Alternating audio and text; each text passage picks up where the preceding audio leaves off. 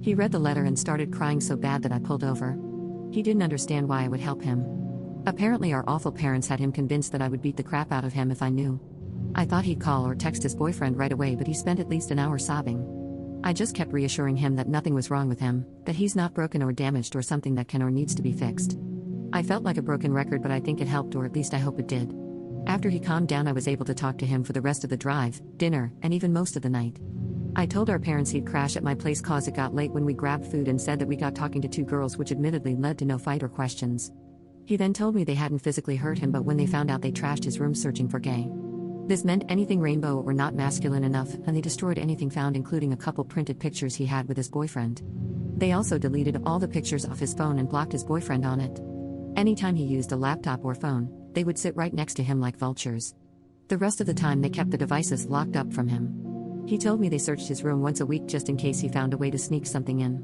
The rest of the time they either didn't talk to him or berated him and yelled at him about how he needed to be cured and fixed.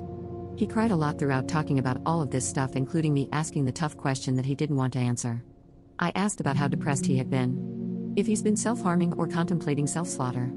I'll admit, I cried when he answered. He had been self-harming and thought about unaliving himself even while on our hikes. I made him promise me that he won't self-harm, and that if he thinks about doing it, to lie however he has to and call me.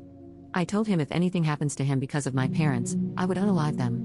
We talked about options and what could be done. I agreed to help him meet up with his boyfriend whenever possible and get him out of that house as often as possible.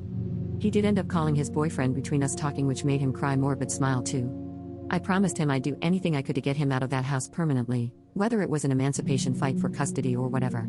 He hugged me more that day and night than I think I've ever hugged anyone. It's embarrassing to admit, but he even slept in my bed.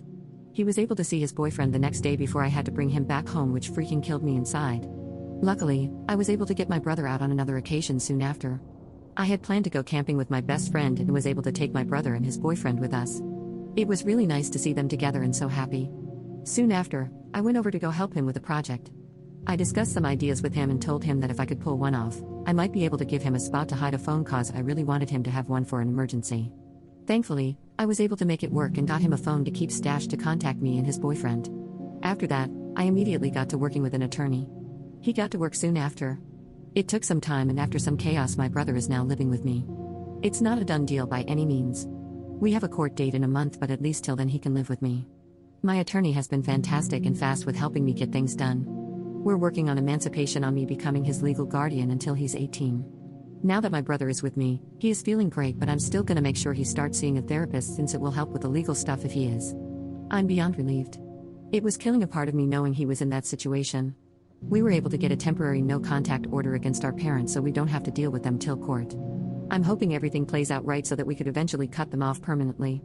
Hopefully I'll have a good update in a few months for everyone. Update. Turns out that my brother's boyfriend got into a relationship with my brother in hopes of getting close to me and eventually sleep with me. He claimed that he was not gay at all and it was all an act for me. My brother now thinks that I seduced his boyfriend and went back to living with his parents. I no longer have any contact with any of them.